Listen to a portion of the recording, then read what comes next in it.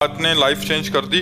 और कह रहे हैं कि बस एक ही डर है कि क्या हम ये और इनकी वाइफ को कि हम यहाँ सरवाइव कर पाएंगे वृंदावन धाम में, और यहाँ मतलब रहना चाहते हैं बट कह रहे हैं कि रह लेंगे, इतना सामर्थ। हाँ, श्री जी सब व्यवस्था बना देंगे। श्री जी सब कुछ करती है ना, जिसको वृंदावन बुलाते हैं तो सब मन भी लगा लेती हैं, धीरे धीरे व्यवस्था भी बना देते हैं। हम तो जब वृंदावन आए थे तो न एक व्यक्ति को जानते थे, ना एक पैसा था, कुछ नहीं। देखो सब कैसे श्री जी ने व्यवस्था कर दी। तो अगर दैन्य होकर वृंदावन धाम आओगे तो आपकी सब व्यवस्था कर देगा, सब मन को भी लगा देगा। सत्संग सुनते रहिए तो सत्संग से बहुत जल्दी वृंदावन में आ सकते। देखो सत्संग का ही प्रभाव है कि आप विदेश छोड़ करके वृंदावन आ गए हैं। हाँ, जो नाम जप करते रहिए और सत्संग सुनते रहिए तो इससे मन शांत रहेगा, चंचलता नहीं रहेगी, भागने का मन नहीं करेगा। कुछ दिन तुम वृंदावन को पकड़ो, फिर वृंदावन तुम्हें पकड़ लेगा। फिर तुम जी नहीं सकते वृंदावन के बिना। ऐसा लगेगा कि नहीं, मैं बाहर नहीं जा सकता, ऐसा लगेगा। जैसे हम लोग हैं ना, जी नहीं सकते वृंदावन के बिना, ये आसक्ति हो जाती है वृंदावन से। अभी तो आप वृंदावन को पकड़ो, फिर वृंदावन आपको पकड़ लेगा। जैसे प्रारंभ में भजन को अपने पकड़ते हैं, फिर भजन अपने को पकड़ लेता है, फिर छोड़ता नहीं, हर समय चलता रहता है। ऐसे आप निष्ठा पूर्वक रहो, इसी जन्म में परम कल्याण हो जाता है। जो धाम का आश्रय जे रेणु पर मरिबो मंगल आए, अगर यहाँ शरीर छूट गया तो भगवत प्राप्ति हो जाती है। वो मनुष्य जन्म का परम लाभ है, भगवत प्राप्ति हो जाना। पर जी ये कह रहे हैं कि न्यूजीलैंड में बहुत सारे जने आपको सुनते हैं और आपका सत्संग वीडियो देखते हैं, उन्होंने बहुत ढेर सारा प्यार आपके लिए भेजा है, धाम के लिए भेजा है। मैं उनकी तरफ से, उन्होंने बहुत प्यार करते हैं। ऑकलैंड में डिवोटीज है सब, वीकेंड में, क्योंकि दिन में वीकडेज में इतना टाइम नहीं मिलता, वीकेंड में सब सत्संग करते हैं, कीर्तन करते हैं, सब प्रभु के करीब आते हैं। सब कुछ मांस मदिरा, कुछ पार्टी वार्टी कुछ नहीं करते, कीर्तन करते हैं। बहुत सुंदर बात। तो वो भी आपका सत्संग रेगुलर सुनते हैं और आपको बहुत प्यार भेजा है श्री जी। शरद जी अहमदाबाद से, राधे राधे महाराज जी। महाराज जी आप कह रहे हैं कि गृहस्थ जीवन में रहते हुए, कारोबार करते हुए क्या भगवत प्राप्ति संभव है? हाँ, जब नाम चलता रहे और पाप कर्म ना हो तो। ऐसा थोड़ी कि गृहस्थ को भगवत प्राप्ति नहीं होगी, गृहस्थ को भगवत प्राप्ति होगी, पर वो पाप कर्म नहीं होने चाहिए और नाम निरंतर चलना चाहिए। भगवान ने अर्जुन जी को आदेश किया, मां मुनिस्मर युद्ध च सर्वदा सर्वकालेषु मां मुनिस्मर, मेरा स्मरण हर समय करो और युद्ध च, जो अपना कर्तव्य कर्म है उसको करो, इससे भगवत प्राप्ति हो जाएगी। पाप कर्म होगा तो फिर भगवत प्राप्ति कैसे हो सकती है? पाप कर्म ना होने पावे, बेईमानी ना होने, व्यापार है तो ईमानदारी का सौदा होना चाहिए।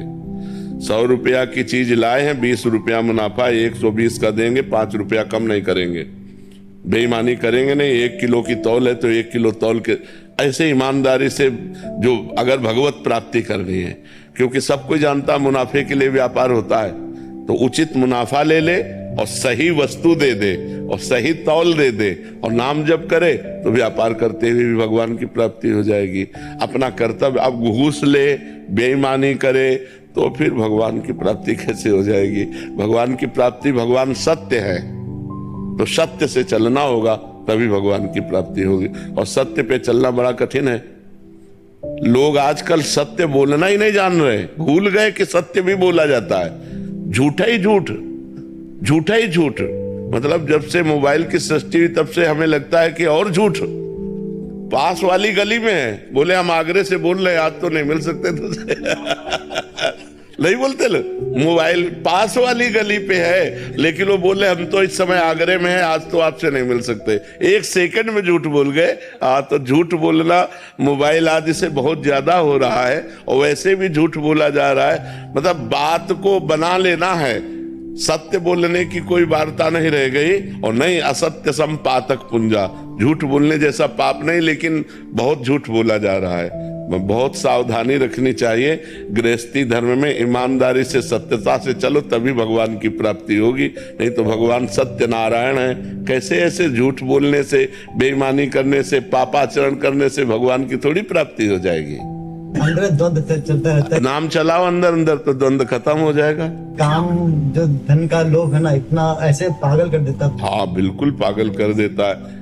हाँ, अगर नाम जॉब भी करते हैं वो भी बहुत करते नाम चलाओ, नाम, फिर आप देखो भगवान का नाम चला के अंदर अंदर देखो, हर व्यवस्था सुधरती चली जाएगी, द्वंद खत्म होते चले जाएंगे। हैं। श्री हरि विष्णु ऐसा करके जाप मन में जो भी नाम चलाओ, श्रद्धा पूर्वक चलाओ और एकाग्रता रखो और विश्वास रखो, सब ठीक हो जाएगा। उसके बावजूद चैलेंजेस बहुत आते हैं लाइफ में। अब आपके तो कितने आते होंगे, भगवान जब अवतार लेते हैं तो उनको चैलेंज होता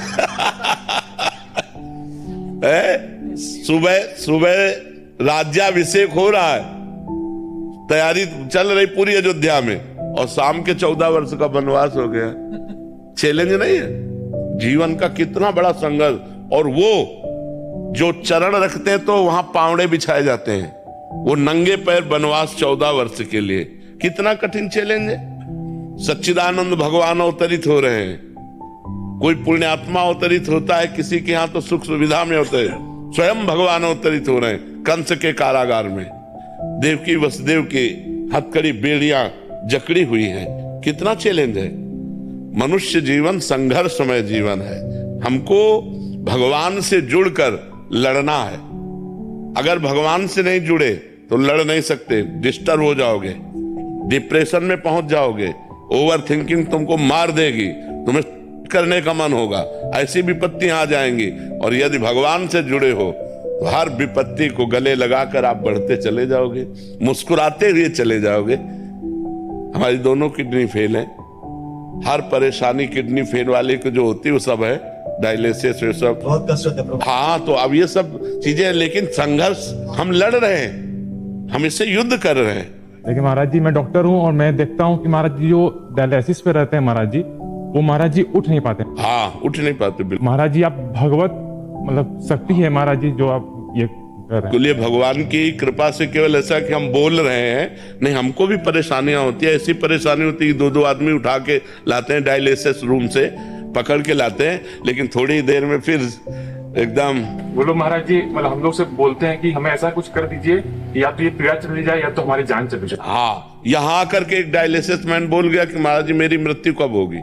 मृत्यु मनाते हैं, मृत्यु मनाते हैं, बिल्कुल ठीक बात कह रहे हो। इतना कष्ट होता है कि मृत्यु मनाते हैं। अब पानी पीने तक के लिए रोक है, पानी की क्वांटिटी होती है। आप हमें बताओ, एक आदमी कंटिन्यूअस बोल रहा है तो उसके गर्मी नहीं बढ़ रही, उसकी प्यास नहीं बढ़ेगी, तो अब हम जब पानी पिएंगे इतना कौन तो छुन्न से नहीं हो जाएगा। तो अब हमको तो चाहिए लीटर 2 लीटर, क्योंकि अब बॉडी भी तो है ना।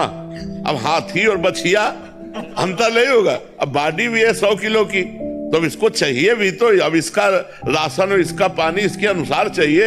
अब जैसे ऐसे हैं तो उनको वैसे चाहिए, हमको वैसे चाहिए।